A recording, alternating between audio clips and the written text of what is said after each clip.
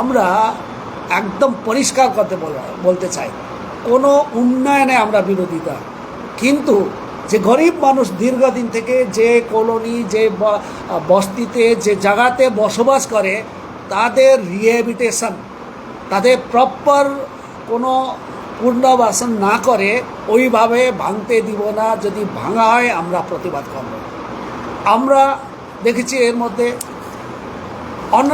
মানে অনরিকগনাইজ বস্তিগুলো, প্রচুর বস্তিগুলো আছে, সব বস্তিগুলো নাকি ভাঙবে বলছে একটা একটা পর।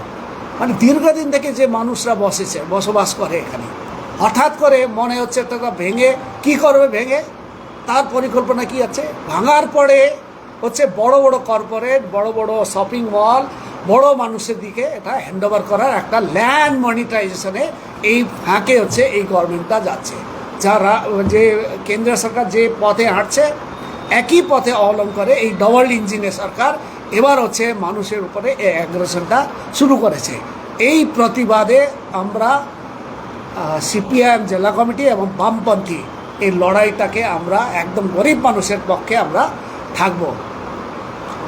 রাইট টু রিহ্যাবিলিটেশন এবং রাইট টু লাইভলিহুড আমাদের সংবিধানে 21 নম্বর ধারাতে যে রেফার করা আছে, প্রত্যেক মানুষের বাঁচা অধিকার আছে।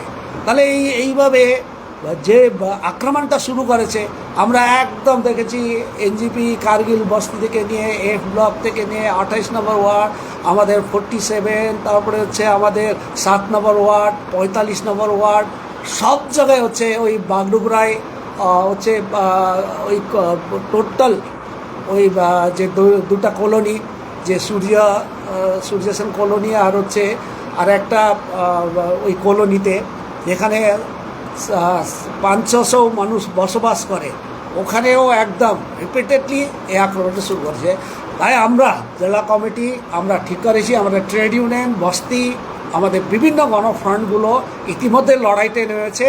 আমাদের হকার্স কর্নারে ওই যে ভাঙচুর করে, এই গরিব মানুষের দুই ধরনের, একটা হচ্ছে গরিব মানুষের বসবাস করে এই বাড়ি ঘরটাই হচ্ছে ডেমোলাইজ করা, এই উচ্ছেদ করা একটা পরিকল্পনা, আর একটা হচ্ছে হকার্স, ছোট ব্যবসায়ীদের এবং হচ্ছে ছোট ছোট দোকানদার, একদম ফুটপাতে দোকানদার, এই সমস্ত হচ্ছে এইবার ভাঙচুর করতে শুরু করেছে। তাহলে রিহ্যাবিলিটেশন কোথায়? এই ছোট্ট চা দোকান, তার বিকল্প কী হবে? একটা সাইকেল দোকান, কালকে একটা আমরা সোশ্যাল মিডিয়াতে দেখছিলাম, সে কোথায় যাবে, সে কান্নাকানি করছে। তাহলে এইভাবে ভেঙে গরিব মানুষের যদি কষ্ট হয়, তাহলে তার বিরোধে আমরা লড়াইতে নামবো। ভাঙুক না এত বড় বড় ইলিগাল বাড়িগুলো, যে বাড়িঘর প্রমোটার দিয়ে করেছে, বড় বড় ব্যবসায়ীদের যে বাড়িঘর ইলিগালি কোনো পারমিশন নাই ওইভাবে তৈরি করছে, এটা ভাঙছে না কেন? কেন গরিব মানুষের পরে এই আক্রমণটা আসে? এটা নিয়ে আমরা একদম পার্টি ঠিক করেছে, আমরা সর্বত্রভাবে গরিব মানুষের উপরে আক্রমণ আসলে আমরা এর প্রতিবাদে আমরা লড়াইতে নামবো। Fundamental right of livelihood peoples, এটা আমরা যে কোনোভাবে রক্ষা করব।